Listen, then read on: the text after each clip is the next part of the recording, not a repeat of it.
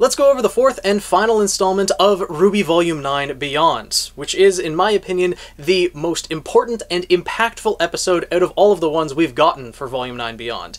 Not necessarily the best, as everyone's going to have their favorites, whether it's the junior detectives, finding out more about Jaune, or the Ever After, but this one, in particular, focuses on Yang and Ruby after the events of Volume 9, and directly touches upon what happened near the end of Volume 9, something that is very important that both of these characters discuss with one another. This is a very important episode of RWBY Volume 9 Beyond, and I encourage everyone to go and watch it on the Rooster Teeth website while we still can. I'll leave a link at the top of the description down below so you guys can go to the Rooster Teeth website, watch the episodes there, and support this amazing series. The Rooster Teeth website will be closing on May 15th, so a little over a week from the posting of this video, and I'm not sure if RWBY Volume 9 Beyond will be posted to YouTube after that, or where it will currently be available, so I encourage everyone to watch it while we still can. And who knows, whenever Volume 10 comes out, wherever it's released, maybe we'll see more of Volume 9 Beyond, or a re-release of these episodes at that point in time, but we can't say for certain right now. And now, getting into the final episode of RWBY Volume 9 Beyond, this episode, like all the ones previous, focused mainly on two specific characters. The first one was Sun and Neptune, the second being Jaune and Oscar, the third, of course, being Somewhat and Juniper, and now this one focusing on Ruby and Yang. We start off by seeing them just walking through the streets of Vacuo. Yang has something that she wants to show Ruby, a surprise for her, and well, their interactions are a little bit more awkward than what we were used to seeing all the way back in Volume 1. They haven't really had much of a chance to be sisters, as was directly mentioned. And so Ruby tries to lighten the mood, joking with Yang, and they seem to start to find their flow again. That is until they're interrupted when Ruby is recognized by the people around them. Ruby is seen as an icon in the city. They recognize her as the person who brought the world together, the person who sent that message, which further demonstrates how impactful Ruby's message actually was. When she and so many others were losing hope in Volume 8, she had that plan to send out the message as a last-ditch effort, and although no one was able to come to the aid of Atlas, because everything in Volume 8 happened in the span of like less than 48 hours, there wasn't really much time to mobilize, it did bring the world together. It probably did bring people to Atlas, but finding nothing there after Atlas had fallen, they then went to Vacuo, the last kingdom that was standing, found a lot of the refugees there, and really got the world back in contact with one another. It gave everyone that sense of urgency, that sense of needing to be brought together. That disconnected, they are weak. Kingdoms are falling one after another. Beacon, and then Haven, and now the entire kingdom of Atlas. Everyone and everything seems to be resting now on Vacuo, and Ruby is the one who brought them together. And people see her as almost a celebrity for that. They're wanting to take pictures, get autographs, and, well, Ruby being Ruby, and this is also a callback made in this episode to the very first episode of RWBY, or second episode, I believe, where Ruby wants to have her normal knees. But Yang, on the other hand, thinks it's just about time that the world realized how great her sister is. Which certainly seems to be the case now, but Ruby definitely realizes, given everything that she's seen in the past few weeks since she got back from the Ever After, Vacuo needs more than a mascot. They need help against Salem. They need some plan. They might not even know what exactly it is that they need, or what it is that they could possibly have that could help them against Salem. Something that we're going to have to find out later on. At Ruby's comments, Yang is about to ask Ruby if it's too much. She has her sentence cut off, but likely is going to ask if it's too much having all of this hope put on her shoulders. This, you know, well, being made into a mascot of sorts, being a beacon of hope, which I suppose would also be a callback to Beacon Academy, Signal Academy, the way that Veil had been structured with the naming scheme, that Ruby has become that beacon, in a way. She's cut off, though, by Ruby seeing the surprise that Yang was going to give her, that she sees Bubba Bubba Boba. And it is revealed, possibly the most shocking reveal in this entire episode, that Ruby is a bubble tea girl, and is on the eccentric side for bubble tea. I'll admit, I've had bubble tea before. It's very good. Everyone has their own things that they are enthusiastic about, so I'm not going to judge, but Ruby seems quite knowledgeable. And we learn as they sit down in the shop that this bubble tea place used to be located on their home island of Patch. They used to go there all the time with their father when they were going to Signal Academy. And then of course when they went to Beacon, they didn't have the chance to go there anymore. So this is a trip down memory lane for the both of them. Apparently, the shop closed up and relocated to Vacuo when all of the refugees from Vale left and relocated here as well.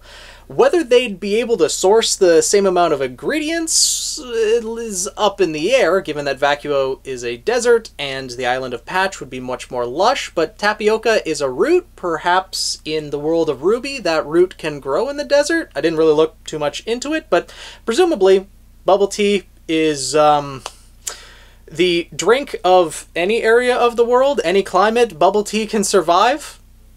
Supposedly, at least on Remnant. But the most important and impactful thing to come out of that conversation, that trip down memory lane, is that they always went there with their father. And their father, Tai Yang Xiaolong, is not in Vacuo now. Yang asks Ruby if she ever wonders why Tai isn't there. She says that there's some things that, you know, you just need to be there for. Apparently Crow says that he's out on a mission, and Ruby is giving him the benefit of the doubt, saying that maybe we just don't have the full picture, but I can understand why this is hard for Yang to believe, especially considering her mother, the person who has been absent for most of Yang's life, is there, was the one to go and get her, was the first person that Yang probably saw when she got back to Remnant. Raven was the one to seek Yang out, and Tai isn't here. That, to Yang, probably says a lot. Or at the very least is making her think a lot about her father and, you know, wondering why he's not there. Case in point, this episode. But I can also understand from Tai's perspective why it would be so difficult for him to be there. Obviously, at least I'd hope, that Raven went to Tai the moment that Ruby and Yang were back and said, hey, your daughters are alive, they've come back, come and see them.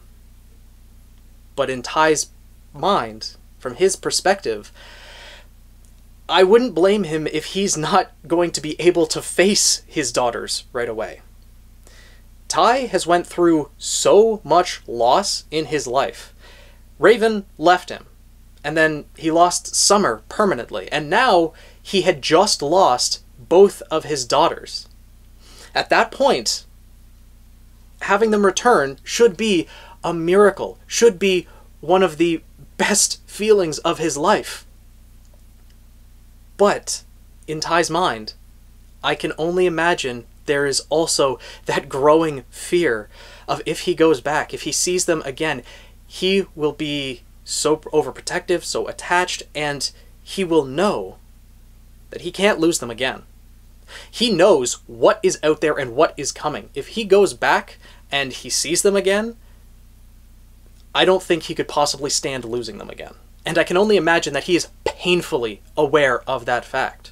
So at least as it stands right now, he just may not be able to face his daughters. Or maybe there's something less dramatic and maybe he is just out on missions, maybe there is something very important that he's after and or tasked with by Ozpin, maybe he's out searching for Glinda, who knows. But the point being, he is not there right now, and that definitely says that something else is up. But then, after mentioning that Tai isn't there, that there are just some things you need to be there for, that leads Yang into asking Ruby, well, not asking, but mentioning to Ruby about what happened in the Ever After. At first, Ruby kind of says, oh, which part? There was kind of a lot that happened, but just by Yang saying, you know, I don't need an explanation. I think I get it, but it doesn't really matter if I do get it. Of course, referring to Ruby's choice to ascend, the struggles that she went through over the entire course of Volume 9, building to the point where she just couldn't take it anymore, and she needed that escape. Yang admits to Ruby that she played a part in her feeling like she couldn't talk to anyone, and then directly reassures her that she is not alone, that she can't be alone, especially with the way that the world is, and promises Ruby that Team RWBY is not going back to the Team RWBY that put everything on Ruby's shoulders. They will handle things together from here on out, no matter what. And Ruby then admits she felt like she couldn't ask for help. And the most difficult part of being a leader is knowing when to ask for help. But Ruby also admits she still doesn't know how to do that. And so, then that leads us to the namesake of the episode. Boba. Not the bubble tea place that they went to, but kind of the memories that it holds, but that they come up with a code word so that they can tell each other when they are feeling overwhelmed and don't know how to actually say it. Instead, they will just say, Boba. So it's something to remember for the future volumes of RWBY, if either Ruby or Yang, potentially they'll include Weiss and Blake in this as well, because, you know, they're all a team.